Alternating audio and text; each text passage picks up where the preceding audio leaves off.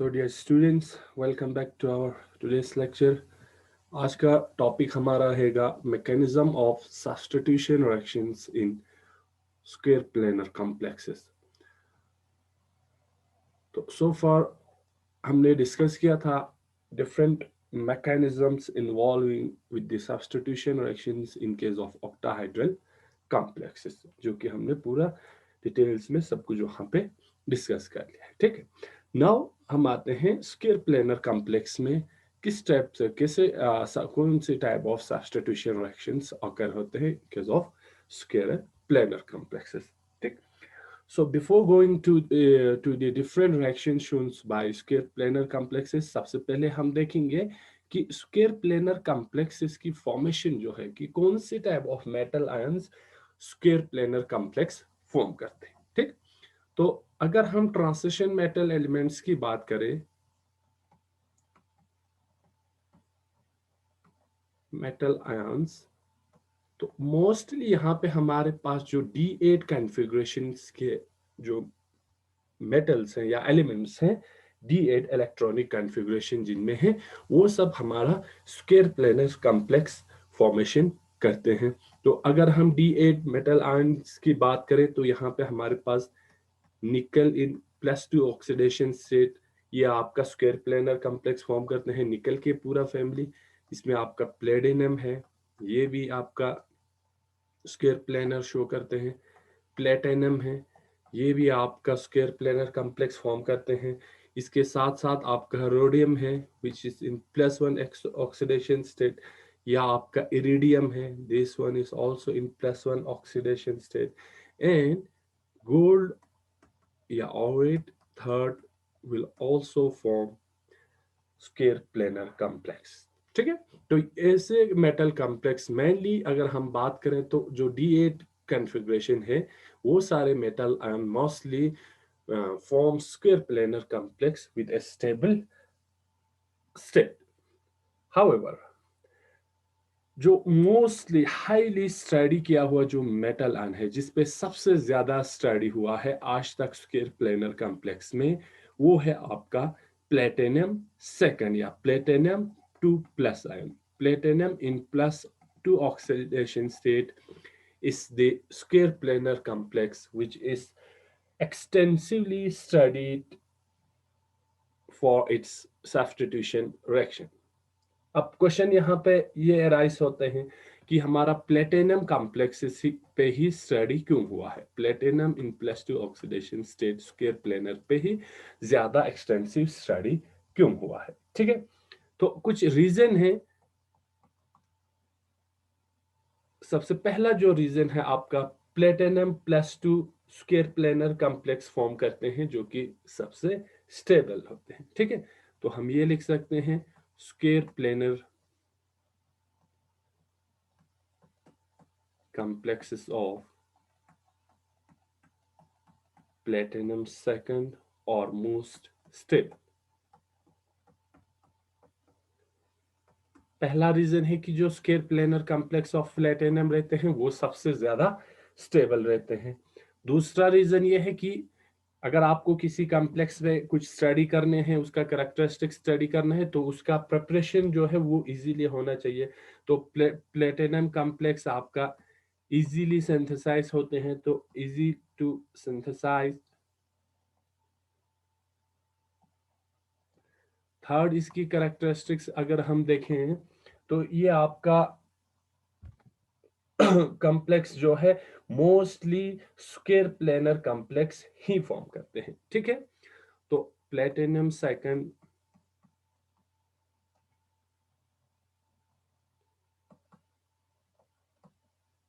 complexes of coordination number 4 or always square planar। ठीक है, तो प्लेटिनम अगर कोऑर्डिनेशन नंबर 4 में है तो उसका जो ज्योमेट्री रहता है वो हमेशा स्क्वायर प्लेनर ही रहते हैं। अब अगर हम यहाँ पे हमें ये क्वेश्चन अराइज होते हैं, तो अगर हम दूसरे मेटल आयंस की बात करें, तो अगर हम निकल की बात करें तो निकल +2 ऑक्सीडेशन स्टेट में आपका स्क्वायर प्लेनर ज्योमेट्री बनाते हैं और इसके साथ साथ आपका टेट्रा हाइड्रल ज्योमेट्री भी फॉर्म करते हैं। ठीक है, तो यहाँ पे आपका जो निकल है वो टेट्राहाइड्रल कॉम्प्लेक्स फॉर्म करते हैं वीक लिगेंड के साथ,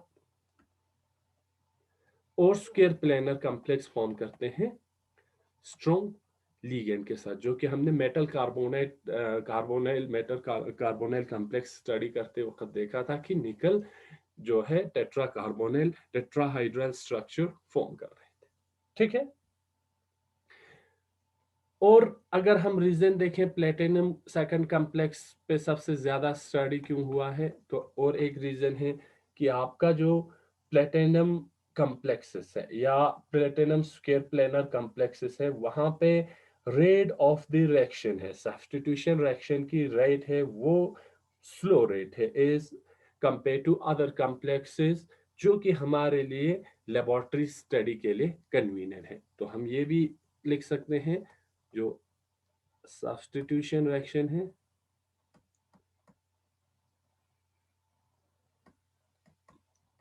इन platinum second complexes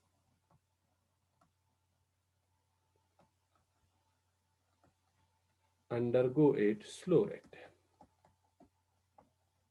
So rate of the substitution reaction in case of platinum second complexes is very slow, which is convenient for laboratory study, जो कि हमें अगर किसी रिएक्शन का रेट देखना है तो लेबोरेटरी स्टडी के लिए प्लेटिनम कॉम्प्लेक्स ही सबसे फायदेमंद है, क्योंकि हम इजीली वहां पे रेट ऑफ द रिएक्शन को डिटरमिन कर सकते हैं। तो अगर हम कंपेयर करें यहाँ पे प्लेटिनम सेकंड के कॉम्प्लेक्सेस एंड हमारे पास निकल सेकंड कॉम्प्लेक्स हैं, इसी फैमिली का है, और हमारे पास प्लेटिनम सेकंड कॉम्प्लेक्सेस हैं, तो इनकी अगर हम रेट कंपैरिजन करें तो आपका निकिल और प्लेटिनम सेकंड कॉम्प्लेक्सेस की जो लिगेंड सब्स्टिट्यूशन रेट है वो अराउंड 10⁻⁶ निकल की और 10⁻² है more rapid than platinum second complex. ठीक है, तो अगर इनके हम रेट ऑफ द रिएक्शन की बात करें फॉर लिगेंड सब्स्टिट्यूशन रिएक्शंस के लिए, तो the rate of ligand substitution reaction in case of plate nickel and platinum complexes is about 10⁻⁶ and 10⁻² times more rapid than platinum second complexes. तो इसीलिए platinum second complex पे जो ligand substitution reactions को study करना आसान है, क्योंकि यहाँ पे रेट जो है वो स्लो रेट है as compare to other metal of the same family which is nickel second and platinum second. ठीक, ये हमारे पास कुछ इंपॉर्टेंट करैक्टरिस्टिक्स थे कि निकल सेकंड कॉम्प्लेक्स पे सबसे ज्यादा स्टडी क्यों हुआ है। ठीक, फर्दर कुछ और इंपॉर्टेंट हम करैक्टरिस्टिक्स देखते हैं स्क्वायर प्लेनर कॉम्प्लेक्स में। तो हमने देखा था कि जो ऑक्टाहाइड्रल कॉम्प्लेक्सेस थे, ठीक है, इन केस ऑफ ऑक्टाहाइड्रल कॉम्प्लेक्सेस हमने देखा जो सब्स्टिट्यूशन रिएक्शन है वो डिसोसिएटिव मैकेनिज्म को फॉलो कर रहे थे, follows dissociative mechanism which is आपका SN1 mechanism, means rate of the reactions only depend on the concentration of the initial reagent। ठीक, क्यों कर रहे थे, क्योंकि यहाँ पे हमारे पास कोऑर्डिनेशन नंबर जो है ऑक्टाहाइड्रल कॉम्प्लेक्स का 6 था। ठीक, तो अगर यहाँ पे एक इनकमिंग लिगेंड आ जाते तो इसका कोऑर्डिनेशन नंबर 7 बन जाते अगर एसोसिएटिव मैकेनिज्म की बात करें, और अगर हम डिसोसिएटिव मैकेनिज्म की बात करें यहाँ कोऑर्डिनेशन नंबर इसका डिक्रीज होके 5 बनते थे। फिर यहाँ से आपका न्यूक्लियोफाइल अटैक करे, फिर आपका कोऑर्डिनेशन नंबर 6 आते थे और वापस आपके ऑक्टाहाइड्रल कॉन्फ़िगरेशन में आ जाते थे। और अगर हम यहाँ पे एसोसिएटिव मैकेनिज्म की बात करते तो यहाँ पे कोऑर्डिनेशन नंबर आपका 7, फिर यहाँ पे आपका जो लिविंग ग्रुप यहाँ से निकल जाते और आपका फॉर एग्जांपल इसको हम लिविंग ग्रुप कहते हैं, इसको हम न्यूक्लियोफाइल, यहाँ से ऐड हो गया, लिविंग ग्रुप यहाँ से निकल जाते और आपका कोऑर्डिनेशन नंबर वापस 6 पे जाते। और यहाँ पे अगर हम एसोसिएटिव मैकेनिज्म की बात करते तो यहाँ पे steric hindrance as well as electronic repulsion बहुत ज्यादा हो रहे हैं, ठीक है। लेकिन जब हम स्क्वायर प्लेनर कॉम्प्लेक्स की बात करते हैं, स्क्वायर प्लेनर कॉम्प्लेक्स जो फॉलो करते हैं वो मोस्टली आपका एसोसिएटिव मैकेनिज्म को फॉलो करते हैं, ठीक है। तो substitution reaction in case of second square planar complexes follows associative mechanism which is SN2 mechanism, SN2 mechanism. अब ये SN2 क्या है? SN2 मींस आपका rate of direction depends both on the concentration of the initial square planar complex या rectangle and the concentration of nucleophile, ठीक है। अब ये सब्स्टिट्यूशन रिएक्शन क्यों दिखाते हैं? तो सब्स्टिट्यूशन रिएक्शन अगर हम यहाँ पे बात करें तो ये हमारे पास एक स्क्वायर प्लेनर कॉम्प्लेक्स है। फॉर एग्जांपल ये हमारे पास मेटल है and this is our four ligand X X X X, ठीक। तो ये आपका न्यूक्लियोफाइल है फॉर एग्जांपल। तो सबसे पहले तो यहाँ as compare to octahedral complexes दो लिगेंड यहाँ पे मिसिंग है, तो यहाँ पे जो steric hindrance as well as electronic repulsion as compare to octahedral कम है, ठीक है। तो ये आपका एसोसिएटिव मैकेनिज्म दिखाते हैं। दूसरा, ये इनकमिंग न्यूक्लियोफाइल के लिए अटैक करने के लिए यहाँ पे आपके पास दो साइट हैं, दो इजीली अवेलेबल साइट हैं। या ये nucleophile above the plane attack कर सकते हैं, ठीक है। ये आपका अबाउ द प्लेन है, ये आपका बिलो द प्लेन है, ठीक है।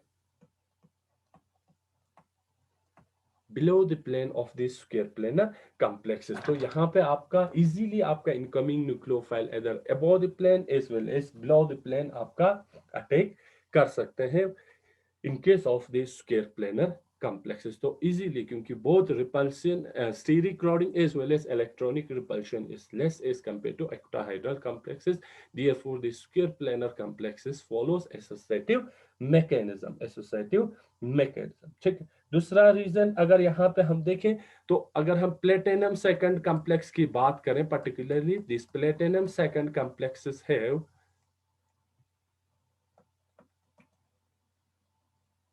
this platinum second has a vacant pz orbital,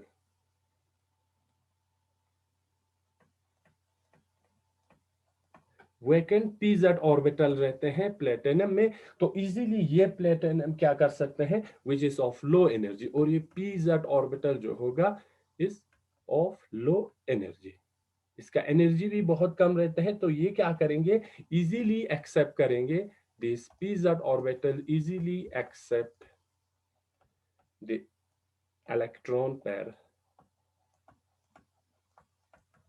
from the incoming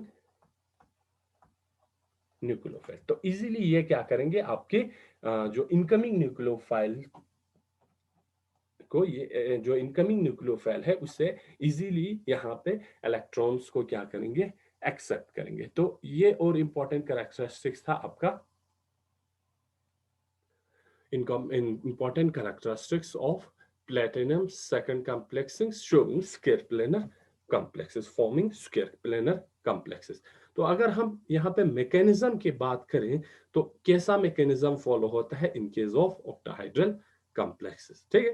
तो देखते हैं जनरल स्क्वायर प्लेनर में कैसा मैकेनिज्म फॉलो होंगे। फॉर एग्जांपल ये आपका सेंट्रल मेटल आयन है, ठीक है। यहाँ पे दो लिगेंड है, एक लिगेंड फॉर एग्जांपल L1 है और दूसरा है L2।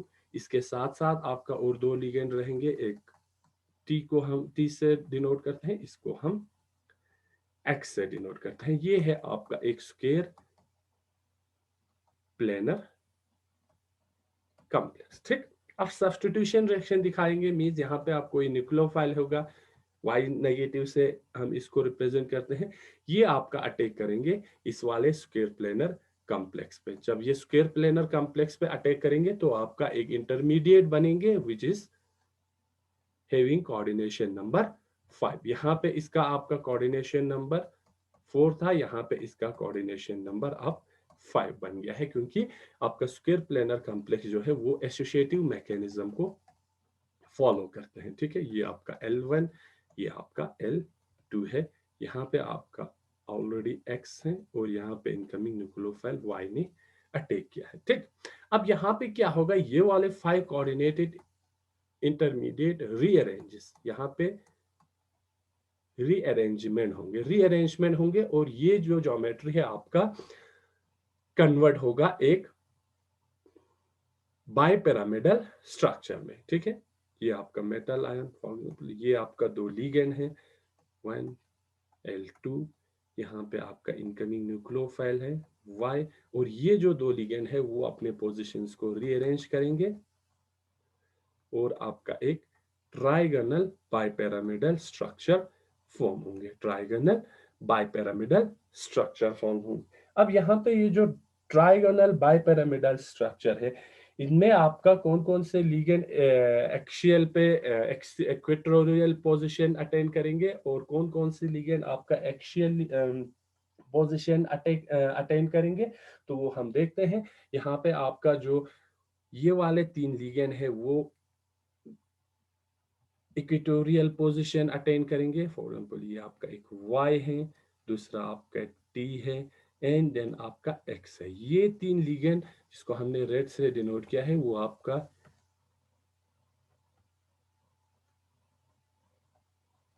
इक्वेटोरियल पोजीशन अटेन करेंगे, और दूसरा जो आपके पास लिगेंड है L1 एंड L2 जो कि ट्रांस थे आपकी ओरिजिनल स्क्वायर प्लेनर कॉम्प्लेक्स में, ये यहाँ पे आपका एक्सियल पोजीशन अटेन करते हैं, ठीक है। जो कि यहाँ पे भी ट्रांस है, इनिशियल रीजन में भी आपका इनिशियल कॉम्प्लेक्स में भी ट्रांसपोजिशन है। तो ये 3 ligand Y, T and X attain equatorial position attain करेंगे, L1 and L2 attain axial position. अब क्या होगा, ये फिर से रीअरेंजमेंट शो करेंगे, तो रीअरेंजमेंट शो करने पे आपके यहाँ पे जो ये T, M एंड Y, ये वाला एंगल आपका स्लोली ओपन होंगे, ठीक है। तो जैसे जैसे ये रीअरेंज करेंगे तो ये वाला एंगल ओपन होते जाएंगे और ये ट्राइगोनल बाइपिरामिडल स्ट्रक्चर से डिस्टॉर्ट होके एक इंटरमीडिएट स्टेज में आ जाएंगे। कैसा आपका स्ट्रक्चर बनेगा वो हम देखते हैं।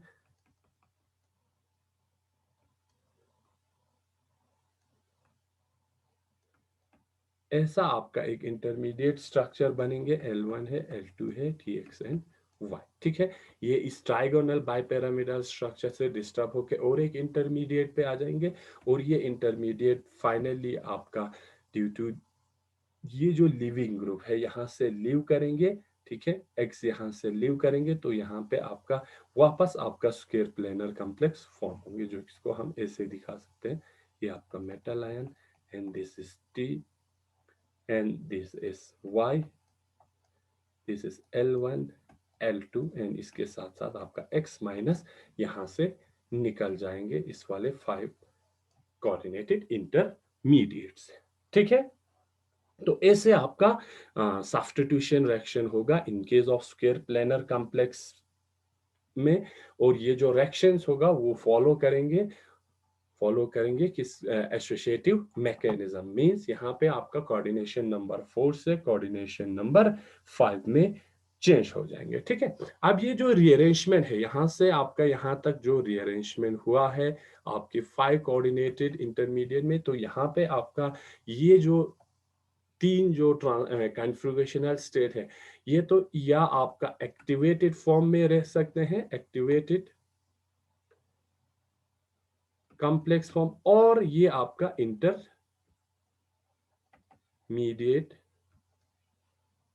फॉर्म में भी रह सकते हैं, ठीक है। अब यहाँ पे 2 चीज आके आपका ये फिर ये क्वेश्चन ये अराइज होंगे, ये एक्टिवेटेड कॉम्प्लेक्स और ये आपका इंटरमीडिएट में क्या डिफरेंस है, ठीक है। एक्टिवेटेड कॉम्प्लेक्स फॉर्म या इंटरमीडिएट में क्या डिफरेंस है, ये यहाँ पे हमें क्वेश्चन अराइज होगा। तो एक्टिवेटेड कॉम्प्लेक्स आप आपके रेक्टेन और प्रोडक्ट की उस कॉन्फ़िगरेशन को कह सकते हैं जो कि एनर्जी प्रोफाइल डायग्राम में सबसे हायर एनर्जी पोजीशन पे होंगे। तो अगर हम यहाँ पे इसकी एनर्जी प्रोफाइल कर्व बनाए हैं तो ऐसा हम बना सकते हैं। यहाँ पे ये आपका पोटेंशियल एनर्जी है, ये आपका रिएक्शन प्रोग्रेस है। जैसे जैसे आपका रिएक्शन होगा वैसे वैसे इस साइड आते जाएंगे। तो यहाँ पे आपका इनिशियल रिएक्टेंट इस पोजीशन पे है, तो ये जैसे जैसे रिएक्शन प्रोसेस होंगे आपका एक पीक पोजीशन आ जाएंगे और वापस ये आपका प्रोडक्ट बन जाएंगे। ठीक है, तो ये रिएक्टेंट हुआ, ये आपका प्रोडक्ट हुआ। तो रिएक्टेंट से प्रोडक्ट में जाने के बीच में जो स्टेट है और जहां पे एनर्जी सबसे ज्यादा है, तो यहाँ पे कॉन्फ़िगरेशन आपकी रेक्टेन और प्रोडक्ट का या जो एक्टिवेटेड कॉम्प्लेक्स का जो भी कॉन्फ़िगरेशन होगा जो कि हायर पीक पे होंगे एनर्जी प्रोफाइल में, तो इसे हम कहते हैं एक्टिवेटेड कॉम्प्लेक्स। ठीक है, एक्टिवेटेड कॉम्प्लेक्स। लेकिन अगर हम बात करें कि इंटरमीडिएट की, तो इंटरमीडिएट का एनर्जी प्रोफाइल डायग्राम ऐसा कुछ बनेंगे। ठीक है, तो इस वाले पोजीशन पे जो कॉन्फ़िगरेशन होगा उसको हम इंटरमीडिएट कहते हैं। लेकिन इंटरमीडिएट क्या है डिफरेंस? एक्टिवेटेड कॉम्प्लेक्स आपका उसका लाइफ टाइम है, वो जो लाइफ टाइम रहेगा वो बहुत कम रहेंगे, वो डिटेक्टेबल नहीं रहेंगे। लेकिन जब इंटरमीडिएट की बात करेंगे तो इसमें डिटेक्टेबल लाइफ टाइम होगा।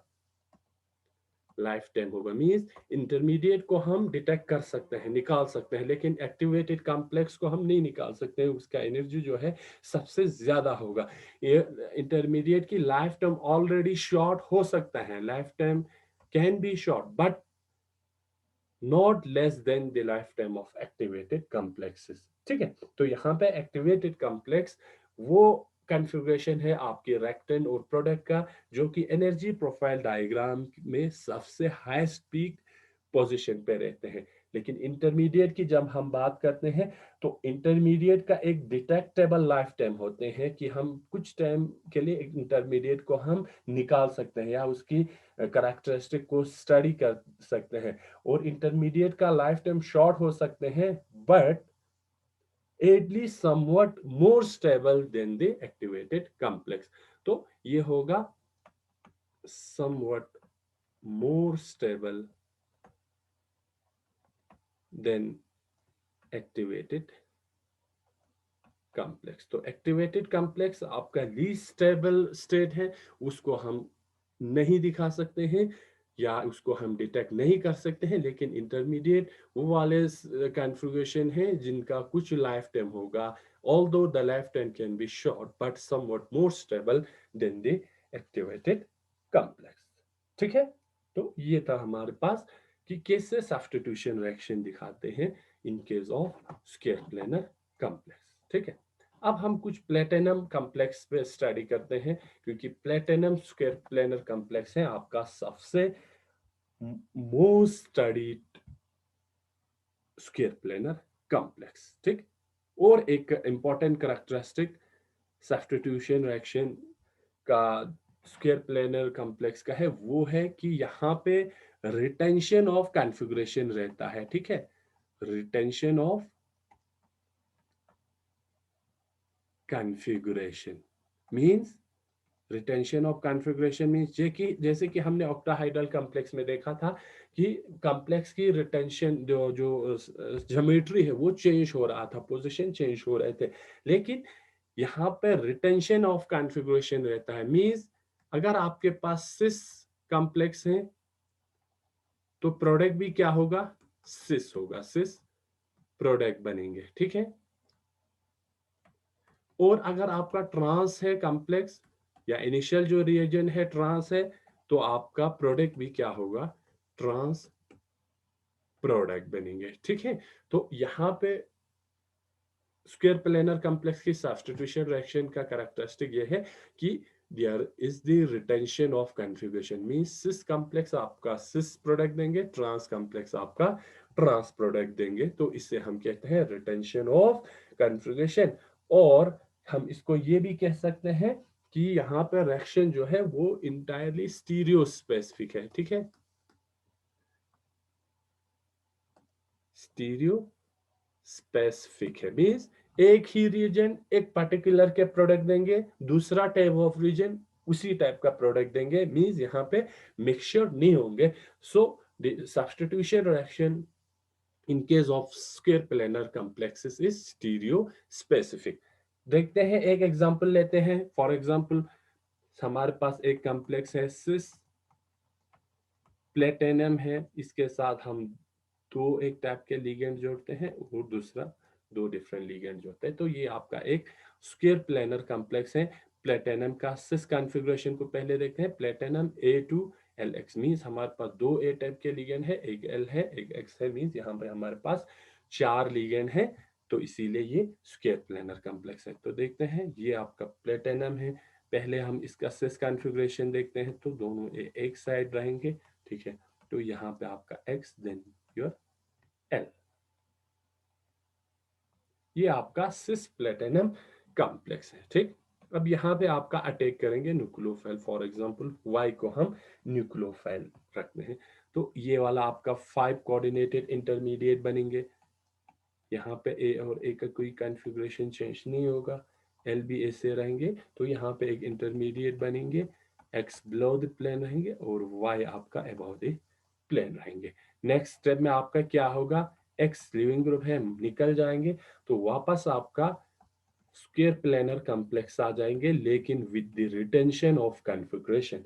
रिटेंशन ऑफ कॉन्फ़िगरेशन मींस जैसे कि हमने देखा, ये भी आपका सिस फॉर्म था और प्रोडक्ट भी आपका सिस फॉर्म आ रहा है, तो इसे हम कहते हैं रिटेंशन ऑफ कॉन्फ़िगरेशन। और stereo specific reaction is purely stereo specific. तो ये जो रिएक्शन है स्टीरियो स्पेसिफिक, हमें ये सपोर्ट करते हैं कि the substitution reaction in case of square planar complex follows associative mechanism। तो अगर ये dissociative mechanism को फॉलो करते तो यहाँ पे क्या होता, ये वाला लिगेंड यहाँ से निकल जाते, तो ये रीअरेंज करते हैं मोर स्टेबल स्टेट में, तो ये इसका कॉन्फ़िगरेशन चेंज हो जाता है, ठीक है। तो अगर इसी का हम बनाए ट्रांसफॉर्म, ठीक, ट्रांसफॉर्म में क्या होगा, दो जो सेम लिगेंड है आपका वो ट्रांस रहेंगे। फॉर एग्जांपल ये आपका ये ए है, तो दूसरे साइड भी ये ट्रांसपोजिशन पे ही रहेंगे, ये आपका ट्रांसपोजिशन होगा इस साइड, ये आपका ट्रांसपोजिशन है।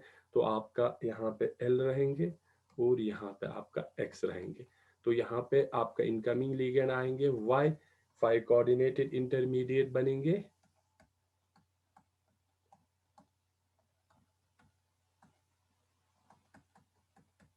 x and then this is y, and then the leaving group leave this 5 coordinated intermediate, and the final product will form is A and A। तो यहाँ पे क्या है था, ट्रांस था आपका इनिशियल रिएजेंट, तो आपका प्रोडक्ट भी ट्रांस बन रहा है। तो यहाँ से ये हमें पता चल रहा है कि the reaction is stereo specific in case of square planar complexes, platinum square planar complexes। So the cis complex can give cis product and the trans complex can give trans product, so the reaction is purely stereo specific here, ठीक है। तो ये stereo specific कैसे हम देख सकते हैं कि स्टीरियो स्पेसिफिक है substitution reaction in trans planar complex, ठीक।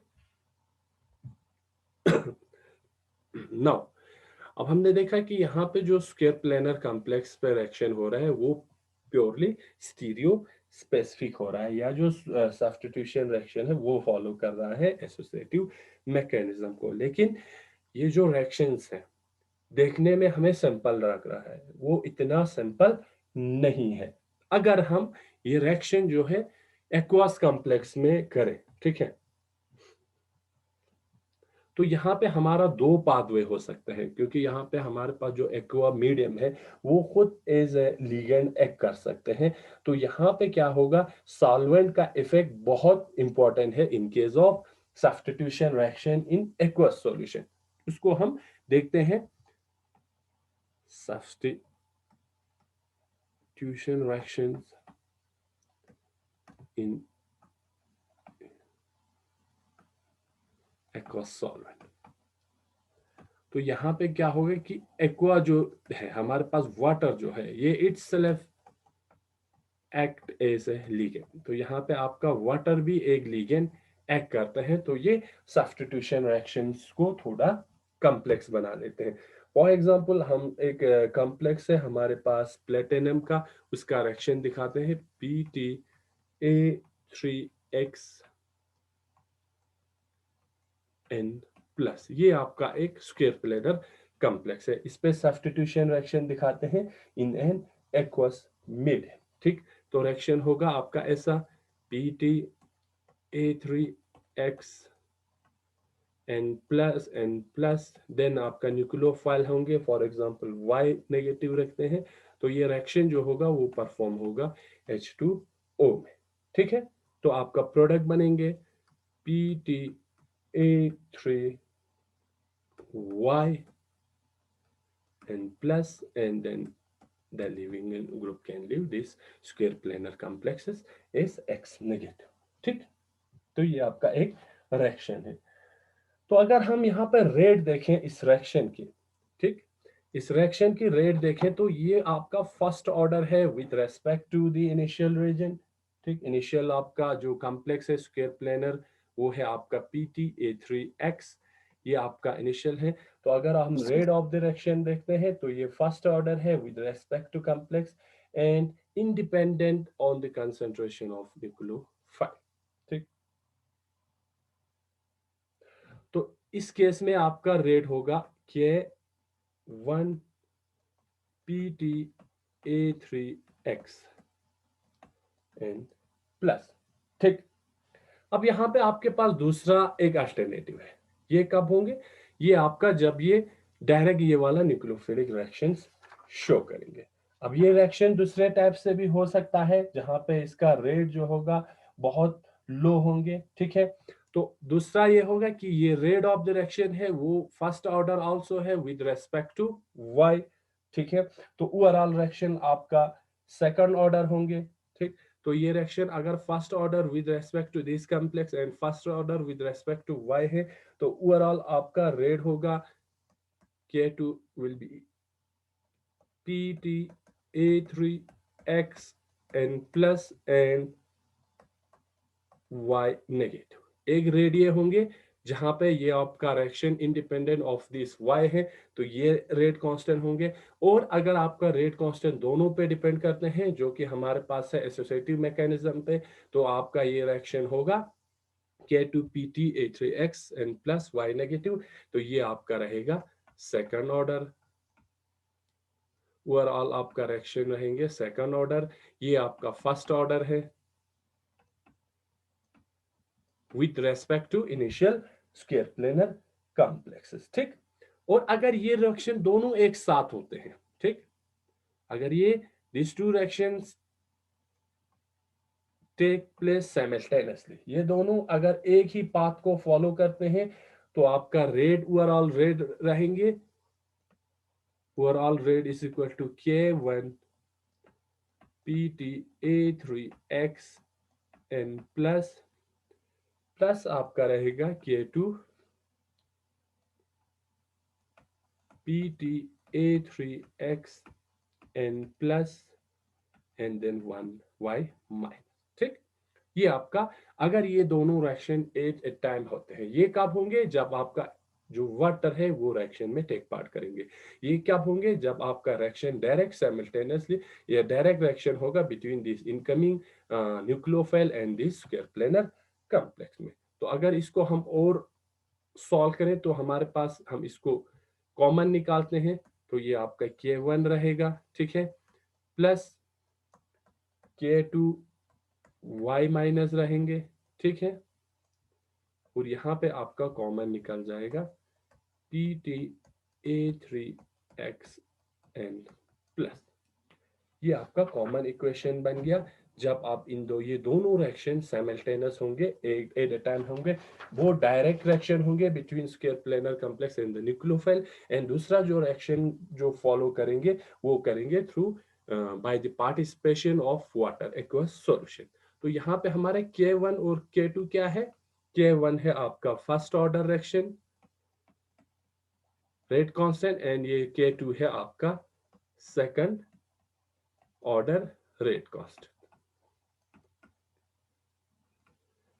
ठीक है,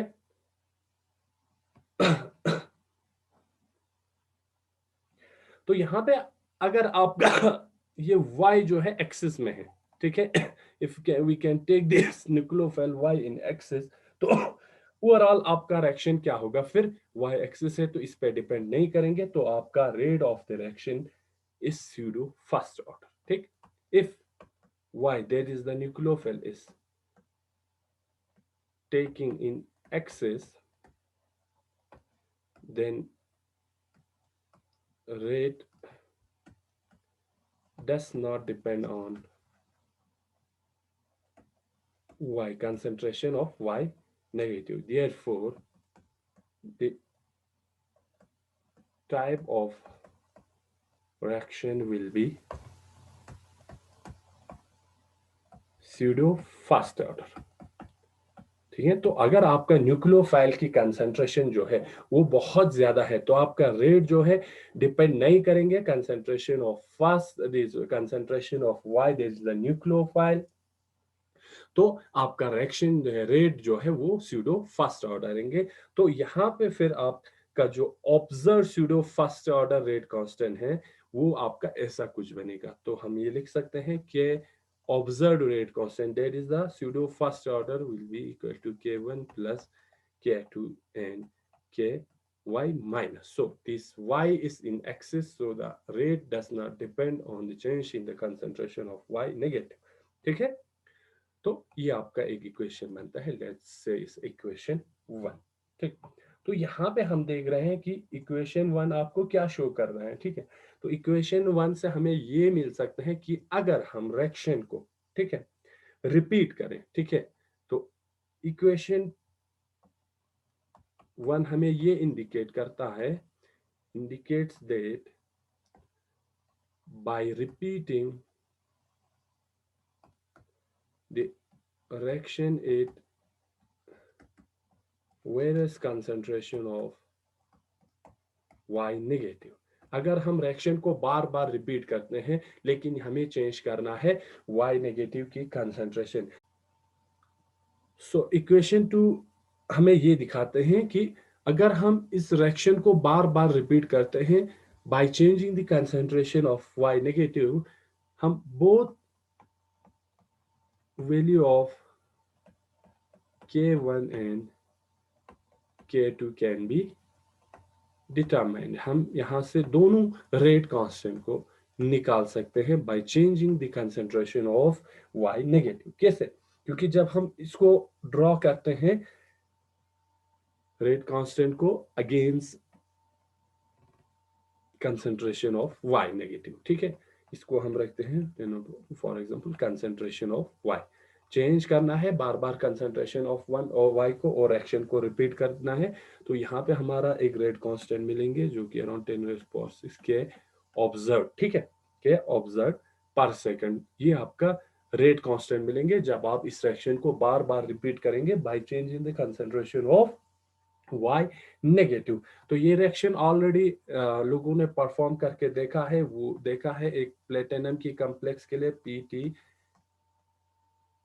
Py twice Cl2, इस कॉम्प्लेक्स पे लोगों ने इसका रेट कांस्टेंट डिटरमाइन किया है। तो ये देखा है कि by changing the concentration as well as the change in the nucleophile they get this type of plot, उनको इस टाइप ऑफ प्लॉट मिला है। फॉर एग्जांपल जब उन्होंने वाई न्यूक्लियोफाइल ब्रोमीन लिया है तो इनको यहाँ पे आपका कंसंट्रेशन होंगे फॉर एग्जांपल 2 4 6 देन 8 देन 12, ठीक है, इस तरह आपका यहाँ पे रेट कांस्टेंट होंगे 5 10 15 20 25 एंड सो ऑन। तो जब उन्होंने ये न्यूक्लियोफाइल ब्रोमीन लिया तो उनको ऐसा कुछ प्लॉट मिला है, ठीक है, जहाँ पे उनका रेट कांस्टेंट इधर कुछ एक रेट कांस्टेंट इधर और इधर, इस तरह उनको डिफरेंट रेट कांस्टेंट मिला है। अगर जब उन्होंने चेंज करके न्यूक्लियोफाइल लिया आयोडीन तो उनको कुछ रेट कांस्टेंट मिला, फॉर एग्जांपल ये उनको कुछ रेट कांस्टेंट इस तरह मिला, मीन्स यहाँ पे ये क्या मिल रहा है, इनको एक स्ट्रेट लाइन मिल रहा है। और यहाँ पे जब उन्होंने थायोसाइनेट को लिया HCl नेगेटिव तो इनको रेट कांस्टेंट मिला इस तरह, ठीक है। तो इस प्लॉट से हम रेट कांस्टेंट को निकाल सकते हैं क्योंकि हमारा जो रेट कांस्टेंट है K1 हमारा इंटरसेप्ट से मिलेगा, ठीक है, इंटरसेप्ट से मिलेंगे, और K2 हमें मिलेंगे स्लोप ऑफ दिस कर्व, ठीक है। फॉर एग्जांपल हमारे पास ये ब्रोमीन है, ब्रोमीन का कंसंट्रेशन हमने चेंज किया, बार बार रिएक्शन को रिपीट किया, तो हमें एक स्ट्रेट लाइन मिला, ठीक है, bye changing the concentration of y, that is in case of this is bromine, और हमारा रेट कांस्टेंट ये मिल रहा है, तो हमें एक स्ट्रेट लाइन मिला। अब इस स्ट्रेट लाइन से हमें निकाल सकते हैं both K1 and K2, K1 is first order and K2 is second order. अब K1 कहाँ मिलेंगे? K1 फॉर एग्जांपल यहाँ कुछ हमारे अननोन डायरेक्शन का हमें रेट मिल रहा है, तो इसको हम यहाँ से इंटरसेप्ट ड्रॉ करेंगे y एक्सिस पे, तो यहाँ कुछ हमें K1 मिलेंगे। और अगर इसका हम स्लोप निकालें इस कर्व का इस तरह, ठीक है, इस तरह हम स्लोप निकालें, तो स्लोप से हमें K2 का वैल्यू मिलेंगे और इंटरसेप्ट से हमें K1 का वैल्यू मिल सकते हैं। इसी तरह अगर हम यहाँ पे देखें इस वाले पीएस पे, तो इंटरसेप्ट से हमें K1 का वैल्यू मिलेगा, स्लोप से हमें K2 का वैल्यू मिलेगा। तो बार बार इस सब्स्टिट्यूशन रिएक्शन को रिपीट करके हम निकाल सकते हैं value of both rate constant, that is first order rate constant and K2 is the second order rate constant, ठीक है। तो ये इस इक्वेशन का इंपॉर्टेंस है। अब हम देखते हैं कि जो हमने कहा दो पाथवे के थ्रू आपका K1 और K2 निकाल सकते हैं। K1 में आपका क्या हो रहा है, वाटर इन्वॉल्व हो रहा है, क्योंकि आपका डायरेक्ट वाटर क्या हो रहा है, खुद एक बेस्ट लिगेंड एक्ट कर रहा है। तो ये आपका कॉम्प्लेक्स है PTA3X, हमने स्क्वायर प्लेनर कॉम्प्लेक्स माना था, ठीक। तो फर्स्ट पाथवे में क्या हो रहा है कि आपका स्लो स्टेप जो है, मींस रेट डिटरमिनिंग स्टेप में वाटर खुद एक एज लिगेंड एक्ट करके आपका इंटरमीडिएट बना रहा है, 5 कोऑर्डिनेटेड ऐसा कुछ इंटरमीडिएट आपका फॉर्म होगा।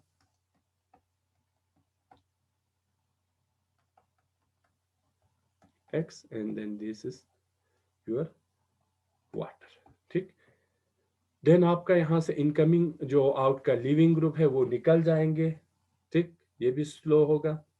एंड अगेन आपका वापस आ जाएगा 4 कोऑर्डिनेटेड कॉम्प्लेक्स में PAT3OH2, ठीक। देन आपका इनकमिंग न्यूक्लियोफाइल अटैक करेंगे और इस वाटर को क्या करेंगे, रिप्लेस करेंगे PTA3 and then your nucleophile that is Y।